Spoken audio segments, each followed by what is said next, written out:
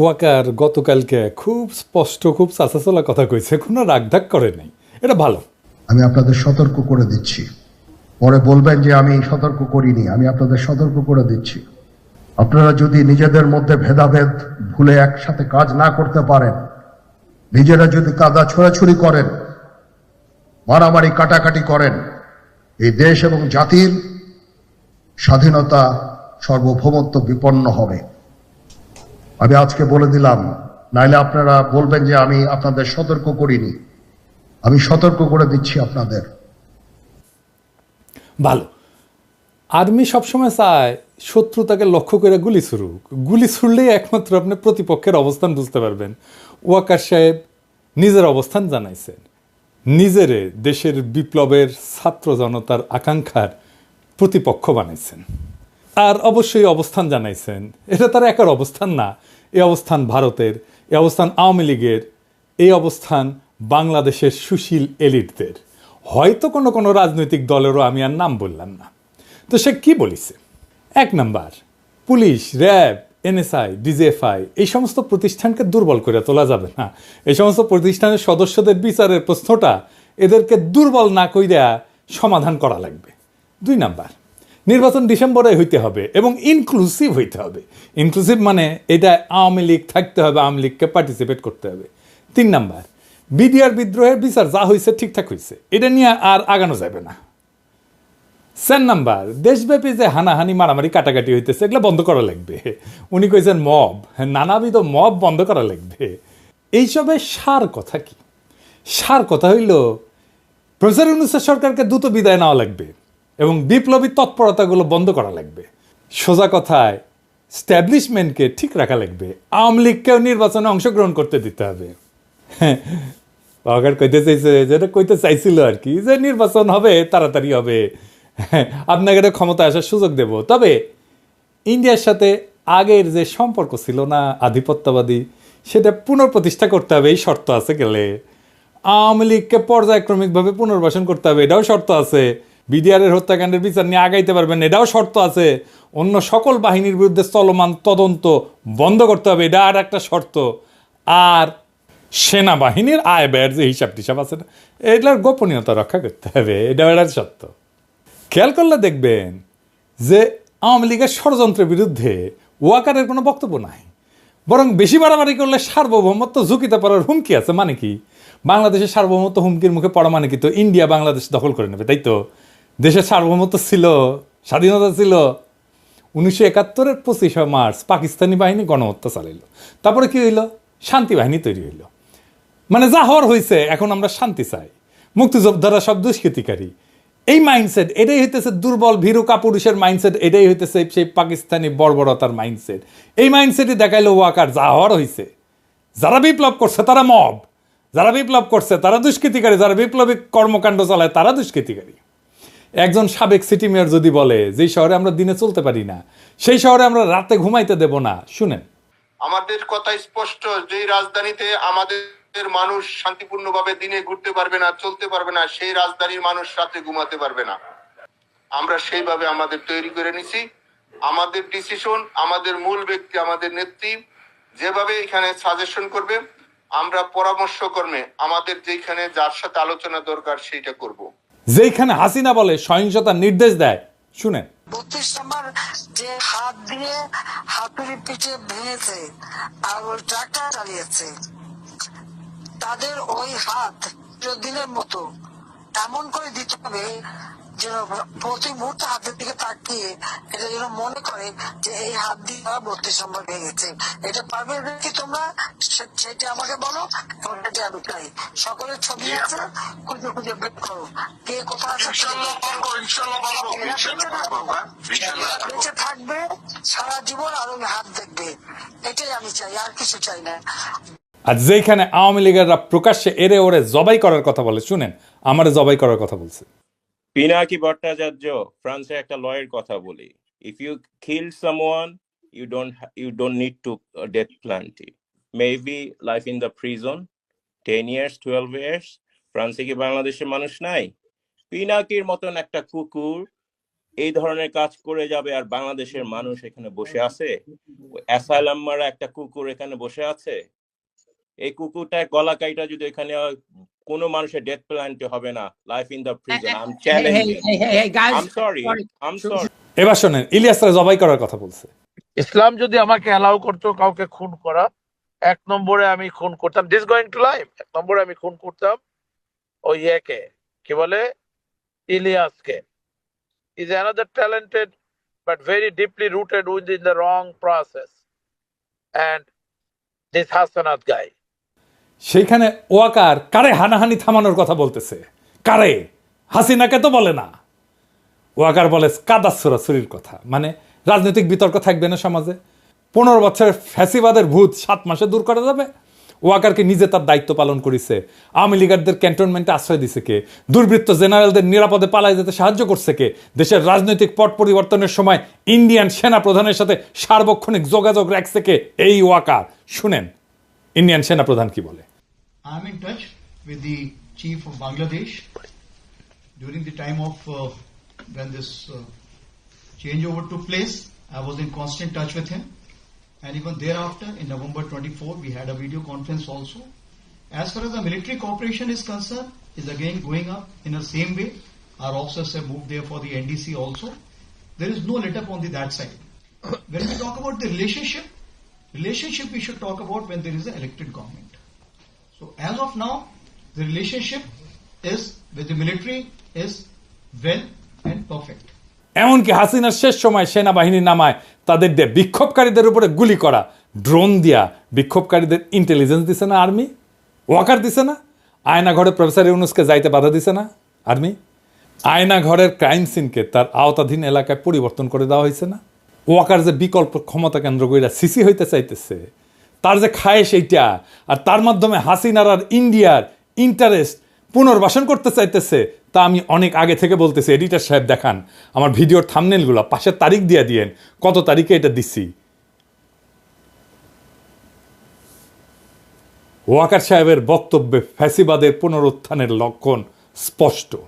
ওয়াকার যা বলছে তার মধ্যে পতিত সরকারের দালালদের রক্ষা করার ইঙ্গিত স্পষ্ট। তর্জনী উঠায় সবাইকে সতর্ক করছেন ওয়াকার সাহেব। ওই তর্জনী আমরা চিনি, ওইটা মুজিবের স্বৈরাচারী তর্জনী, ওইটা হাসিনার ফ্যাসিস্ট তর্জনী, ওইটা মোদির হিন্দুত্ববাদী তর্জনী। এই হেডম কই থেকে আসে তা আমরা জানি। ওয়াকার সাহেব মেলা সেনা প্রধান আসছে গেছে, ওই চেয়ারে যতদিন ততদিনই হেডম।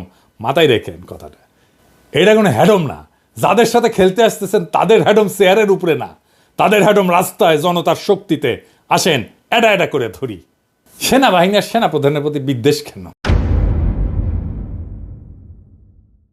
হাসিনা বলতো আমার অপরাধটা কি? শুনেন, দেশবাসীর কাছে আমি বিচার চাই, কি অপরাধটা কি করেছি।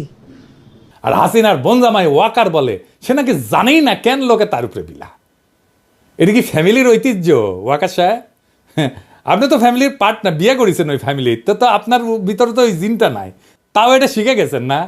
তো ওয়াকার সাহেব একদিন আমরা যে এত কিছু কইলাম তখন আপনি কইছিলেন কানের মধ্যে কি তুলা দিয়ে রাখিছিলেন?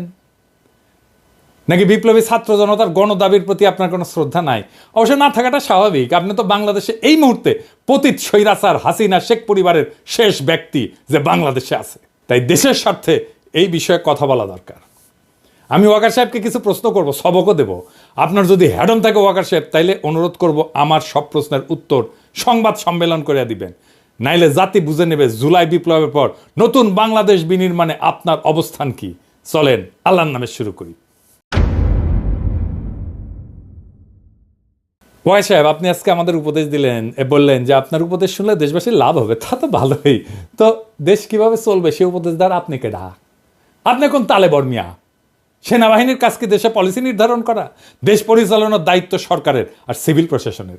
আপনারা মাঠে আছেন ইন এইড টু সিভিল পাওয়ার, আপনারা হলেন দেশের পাহারাদার, পাহারাদারি থাকেন। আপনি বলেন সেনাবাহিনী ডিসিপ্লিন ফোর্স, তা আপনার নিজের ডিসিপ্লিন কই?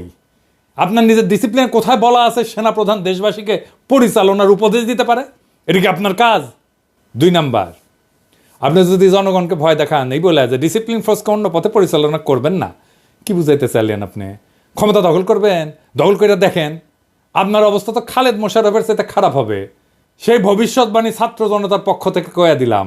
আপনি হাসিনার ফুয়াদা বোনের জামাই হওয়ার পরেও এই জাতি আপনাকে সেনাপ্রধান রাখিছে, কারণ আমরা সেনাবাহিনীকে বিতর্কিত করতে চাই না। আপনিই সেনাবাহিনীকে বিতর্কিত করেছেন আপনার বক্তব্য দিয়া।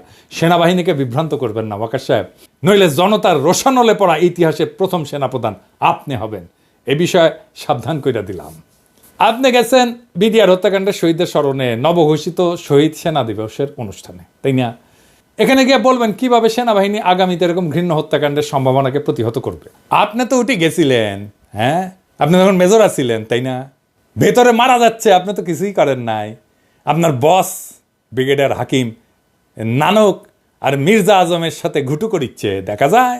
হ্যাঁ, আপনি বলবেন কিভাবে বিদ্রোহে ক্ষতিগ্রস্ত পরিবারের পাশে দাঁড়াবেন, তা না করে আপনি নিজের প্রচারণা চালাইলেন, সেনাবাহিনীর অপকর্ম ঢাকার চেষ্টা করলেন, জাতিকে থ্রেট দিলেন। এত সাহস কই পান ওয়াকার সাহেব? ইন্ডিয়া থেকে নতুন অফার পাইছেন? হ্যাঁ, ভালো।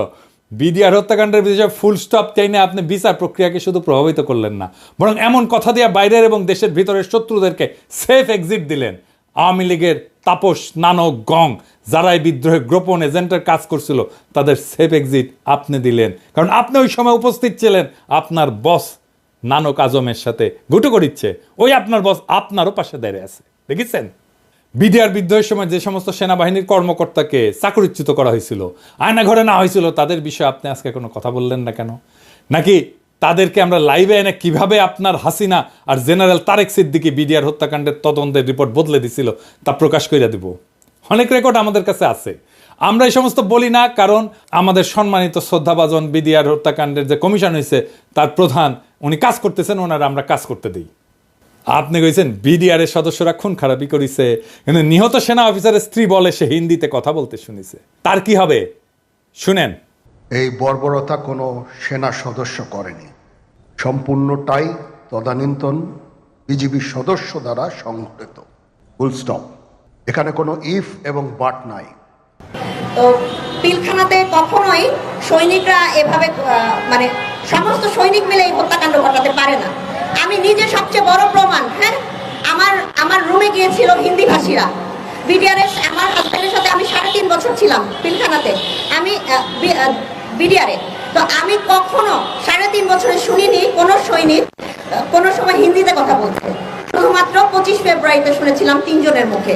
আর আমার হাজব্যান্ড দরবার হলে থেকে আমাকে ফোনে বলেছিল ইন্ডিয়ান্স, এনএসজি এবং ইন্ডিয়ান্স। বিডিআর হত্যাকাণ্ডের বিচার যদি ন্যায় বিচার হয়, তাহলে কমিশন কেন হইল? কমিশন হওয়ার তো কোনো কারণ নাই। জেনারেল মুজিবের মতো একটা ক্রিমিনালকে আপনার সেনাবাহিনী পাহারা দিতে পারে না। আপনি দেশ বাঁচাইবেন, হ্যাঁ, সার্বভৌমত্ব বাঁচাইবেন, হাইসা নেই দাঁড়ান মিয়া। এই বিষয়ে আপনার আর্মি অ্যাক্টের 1952-44 ধারায় এটা লেখা আছে ইংরেজিত। এডিটর সাহেব পাশে দেখান, ইংরেজিত যেহেতু কইছে ঠিকই কইছে, তাই না? আমি এনে বাংলা করে দিই, আমি তো ইংরেজি বুঝি না। এনে লেখা আছে, এই আইনের আওতাধীন কোনো ব্যক্তি যদি অনুমতি ব্যতীত ইচ্ছাকৃতভাবে কোনো বন্দী বা সেবামূলক হেফাজতে রাখা ব্যক্তিকে মুক্তি দেয়, তবে তাকে কোর্ট মার্শালের মাধ্যমে দোষী সাব্যস্ত করা হলে কঠোর কারাদণ্ডে দণ্ডিত করা হবে, যার মেয়াদ 14 বছর পর্যন্ত হইতে পারে, অথবা এই আইনে উল্লেখিত অন্য কোনো লঘু শাস্তি প্রদান করা যাইতে পারে। হ্যাঁ, তো ঠিকই কইছে না? ইংরেজিত কইছে। তো মুজিব পালানোর পর কোর্ট মার্শাল করছিলেন, কেন হয় নাই? ওকে সাহেব, জনগণকে কি ভূগোল বাজান না ইতিহাস বুঝান? জনগণকে কি বোকা ভাবেন? নাটক এর দায় সেনা প্রধান হিসেবে আপনি কিভাবে এড়াইবেন? আপনার নাটকের ব্যাপারে সেজানের গানের লাইন বলে দিতেছি। তো দালাল রে মায়েরে মাইরা দেশের বাইরে, মেসেজ ক্লিয়ার, ফুল স্টপ। আমাদের চুপ রাখতে পারবেন না, আমরা কথা বলবোই। তা এইভাবে আইনের ভিত্তিতে বলবো, আইন দেখায় দেখায় বলবো। প্রিয় সৈনিকেরা, দেখেছেন আপনার জেনারেল কি করেছে? দেখেছেন? দেখেন, আপনি কইছেন যে আমরা যেন সেনাবাহিনীকে বিতর্কিত না করি। আমরা আপনাকে বলতেছি, আপনি ইন্ডিয়ার দালালি করার জন্য সেনাবাহিনীকে বিতর্কিত করেন না। আয়নাঘর পরিদর্শনে প্রধান উপদেষ্টারে কে বাধা দিছে? আপনি। গুম কমিশনের কাছে কে বাধা দিছে? আপনি। র্যাবের টিএফআই সেলে আন্তর্জাতিক অপরাধ ট্রাইব্যুনালের চিফ প্রসিকিউটরের পরিদর্শনের সময় টাইম বোমা পাওয়া গেছে। আপনার সেনাবাহিনী কখন কোন ফেলতেছিল? এই সেলটা আপনাদের সেনাবাহিনীর লোক দিয়ে পরিচালনা করা হইতো, তাই না? হিসাব করে কথা কইবেন ওয়াকার সাহেব। আপনারা সিল মারার টাইম এসে গেছে। আয়নাঘরের মতো যে সমস্ত টর্চার সেল আপনি সেনাবাহিনীতে রাখিছেন বা এদের মূল হাতাদের রক্ষায় আপনার যে ভূমিকা, সেই বিষয়ে আর্মি অ্যাক্টের 1952 ধারা 51-তে কি কওয়া আছে ইংরেজি? হ্যাঁ, কি কওয়া আছে এডিটার সাহেব দেখান পাশে ইংরেজি যেহেতু কইছে একা সাহেব ঠিকই কইছে তাই না? তো আমরা তো আর ইংরেজি বুঝি না, আমরা না বাংলা কইরা দেখি। হ্যাঁ কি কইছে, এই আইনের আওতাধীন কোনো ব্যক্তি যদি বৈধ কারণ ছাড়া কোনো ব্যক্তিকে গ্রেপ্তার আটক রাখে কিন্তু তাকে বিচারিক প্রক্রিয়ার সম্মুখীন না করে বা তার মামলাটি যথাযথ কর্তৃপক্ষের কাছে তদন্তের জন্য উপস্থাপন করতে ব্যর্থ হয়, তবে তাকে কোর্ট মার্শালের মাধ্যমে দোষী সাব্যস্ত করা হইলে কঠোর কারাদণ্ডে দণ্ডিত করা হবে, যার মেয়াদ 2 বছর পর্যন্ত হইতে পারে, অথবা এই আইনে উল্লেখিত অন্য কোনো লঘু শাস্তি প্রদান করা যেতে পারে। হ্যাঁ সৈনিক ভাইরা দেখেছেন, হ্যাঁ দেখেছেন সেনা আইনে কি আছে, আপনাদের জেনারেলরা কি করেছে দেখেছেন? তো আকাশ সাহেব কোর্ট মার্শাল কই তা না কইরা আপনি কমিশনের কাছে বাধা দিচ্ছেন নাকি হুকুমের আসামি হিসেবে ফাইসে যাওয়ার ভয় দেখতেছেন? অনেক সুযোগ দিচ্ছি আপনারে, আপনি দেশের কাজ না কইরা হাসিনার, ইন্ডিয়ার আর আওয়ামী লীগের পুনর্বাসনের জন্য কাজ করতেছেন। তা আপনি তো ফিজিক্যালি আনফিট, আপনার হার্টের নাকি সমস্যা। তো কি সমস্যা? আপনি কিভাবে সেনাপ্রধান হয়েছেন তা কি আমরা জানি না? স্বৈরাচারের আত্মীয় কোটায় আপনি সেনাপ্রধান হয়েছেন, হাসিনার আত্মীয় কোটায়। আপনার নিরপেক্ষ ভোট দেওয়া স্বাস্থ্য পরীক্ষার আহ্বান জানাইতেছি। দেশের সার্বভৌমত্ব আপনার মতো দুর্বল হৃদয়ের ভারতবাদী সেনাপ্রধান দেওয়া হবে না। ভয় আমরাও দেখাইতে পারি, ভয় আমাদের চিরজীবনই দেখাইছে। হ্যাঁ ভয়ে ভয়ে ভয় জীবনটাই কেটে গেছে, ভয় হাসিনাও দেখাইছিল। ওই ভয় আমাদের দেখায় না, খাড়া হইয়া দাঁড়াইতে পারেন না, দুর্বল হাট, মোটা ভুড়ি, আবার ডর দেখান। হ্যাঁ আসলেই ডরাইছি। আপনি তো হাসিনারে তেলাইতে তেলাইতে জীবন অষ্টাগত। শহীদ সেনা দিবসের বক্তব্যে বললেন আমার সাথে ডক্টর ইউনূসের কথা হয়েছে। তো মাননীয় প্রধান উপদেষ্টা কি আপনার খালু লাগে? শাশুড়িকে তো আম্মা দেখতেন, এখন সম্মানের এত অভাব কেন? সরকারকে মানতে ইচ্ছা করে না নাকি সরকার পছন্দ হয় নাই? আমাদের জনগণের আপনাকে পছন্দ ছিল না, প্রফেসর ইউনূসের কারণে আপনারা তো আমরা কিছু বলি নাই, কিন্তু আপনার স্বভাব তো আওয়ামী লীগের মতো। আসেন আপনারা মিলিটারি একাডেমি শিখাইতে যেটা পারে নাই তা আজকে শিখাই দিই। আসেন ওয়াকার সাহেব, আপনারা এনা ক্লাস নিন। একটু ওয়ারেন্ট অফ প্রেসিডেন্স দেখি। ওয়ারেন্ট অফ প্রেসিডেন্স হইল সেই আইন যার দ্বারা সরকারের বিভিন্ন পদের পারস্পরিক জ্যেষ্ঠতা নির্ধারণ করা হয়, কে কার চাইতে বড়। সেখানে মাননীয় প্রধান উপদেষ্টার অবস্থান 2 নম্বরে, আপনার অবস্থান 12 নম্বরে, তাও মন্ত্রী পরিষদ সচিবের পরে।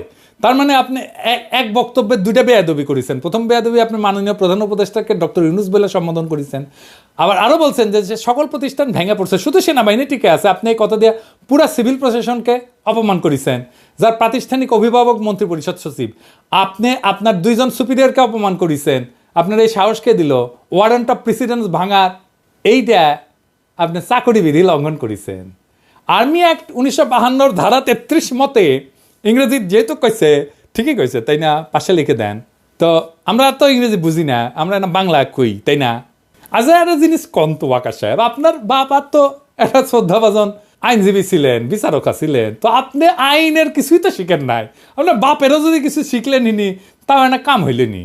তো এই এলাকা আছে, এই আইনের আওতাধীন কোনো ব্যক্তি যদি তার ঊর্ধ্বতন কর্মকর্তার, যিনি মাননীয় প্রধান উপদেষ্টা এবং মন্ত্রী পরিষদ সচিব, দ্বারা ব্যক্তিগতভাবে প্রদত্ত কোনো বৈধ আদেশ ইচ্ছাকৃতভাবে অমান্য করেন, এতে কর্তৃপক্ষের প্রতি বিদ্রোহের স্পষ্ট প্রমাণ পাওয়া যায় এবং তিনি যদি জেনে বা বিশ্বাস করার যথেষ্ট কারণ থাকা সত্ত্বেও আদেশ অমান্য করেন, তবে তাকে কোর্ট মার্শালের মাধ্যমে দোষী সাব্যস্ত করা হলে কঠোর কারাদণ্ডে দণ্ডিত করা হবে, যার মেয়াদ 14 বছর পর্যন্ত হইতে পারে, অথবা এই আইনে উল্লেখিত যে কোনো লঘু শাস্তি প্রদান করা যেতে পারে। মানে হইল এই বেয়াদবির জন্য ওয়াকারের 14 বছর সশ্রম কারাদণ্ড হওয়ার বিধান আছে। তার মানে আয়নাঘরের জন্য 14 বছর, আইন বহির্ভূত গ্রেপ্তারের জন্য 2 বছর, আর বেয়াদবির জন্য 14 বছর, মোট 30 বছর সাজা জেনারেল সাহেবের প্রাপ্য। তো স্যার এই 30 বছর আপনার হাসিনার অনেক লেসপেন্সারকে সাথে পাইবেন, তাদের সাথে জেলে বৈশা দেশ গড়ার আলাপ করেন। হ্যাঁ আপনার শুভকামনা জানাইলাম আগে থেকেই।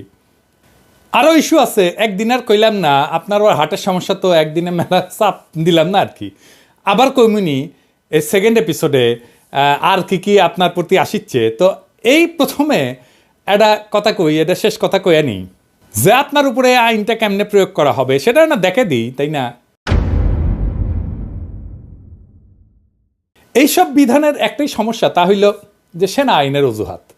সেনা প্রধানের উপরে সেনা আইন প্রয়োগ করবে কে, সেটা একটা বড় প্রশ্ন, কিন্তু এর সমাধান আছে। আমার কাছে কাল সব প্রবলেমের সলিউশন আছে।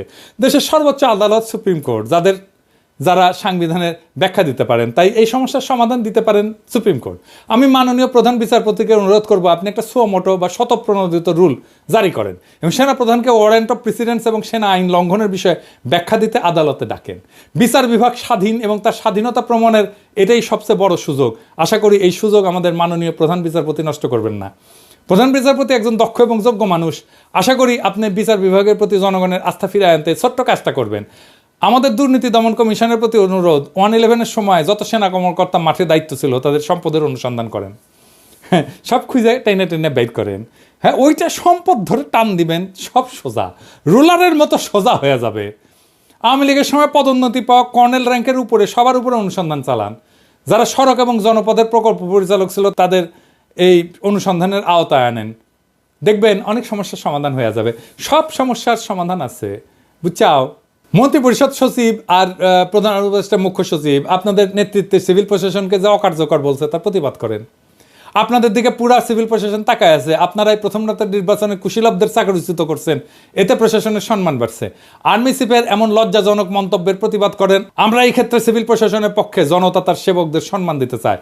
জুলাই বিপ্লবের গণহত্যায় যে বাহিনী জনগণের উপর গুলি চালাইছে তাদের থেকে দেশ গঠন আর সার্বভৌমত্বের লেকচার 5ই আগস্টের পর নতুন বাংলাদেশের সবচেয়ে বড় প্রহসন। ওয়াকার সাহেব, আপনি দুর্বল হৃদয়ের মানুষ, হারকুলিস হইতে যায় না। রাজনীতির মাঠ বড় পিচ্ছিল, এখানে খেলা অত সহজ না। 18 বছর থেকে আপনি যখন লেফট রাইট করেছিলেন তখন আমরা রাজনীতির রাজা উজির মারি। বাংলাদেশে ইন্ডিয়ার লেসপেন্সারি করার কোনো দল, কোনো ইনস্টিটিউট টিকতে পারবে না, ফুল স্টপ, পিরিয়ড। হাসিনা পারেনি, পুলিশ র্যাব বিজিবি পারেনি, সেনা শাসনের ডট দেখায়েন না। ইন্ডিয়ান পাওয়ার কলিকাতা হারবাল খেয়া বীর ছাত্র জনতাকে ডট দেখাইতে আসবেন না। খালেদ মোশাররফ কলে হইপার থেকে ডাক দিবে, উইও হারকুলিস হবার চাইছিল ইন্ডিয়ান সালসা খাইয়া। আবার আওয়ামী শাসন, ভারতীয় আধিপত্যবাদ ফিরে আনতে চাইছিল। ওই ইতিহাসে রিপিট করতে চাইলে স্বাগতম। আপনি যে আওয়াজ দেন আমরা দেশে ফিরলে সামলাইতে পারবেন, হুদাই ফাল পাইলেন না। আমরাও শান্তি চাই দেশে, আমরা স্থিতিশীলতা চাই, কিন্তু কোনোভাবেই ইন্ডিয়ার তালুকদারি আর হাসিনার আওয়ামী লীগের প্রত্যাবর্তনের বিনিময়ে না। ইন্ডিয়ান স্বার্থ পুনর্বহাল আর আওয়ামী লীগের পুনর্বাসনের চেষ্টা করলে আমরাও এর শেষ দেখে ছাড়বো। পরে কয়েন না, সাবধান করি নাই, সাবধান। আপনারে হুমকি আমরাও দিতে পারি কেন? আমরাই জনতার কণ্ঠস্বর, আমরাই দেশের মালিক। ইনকিলাব জিন্দাবাদ।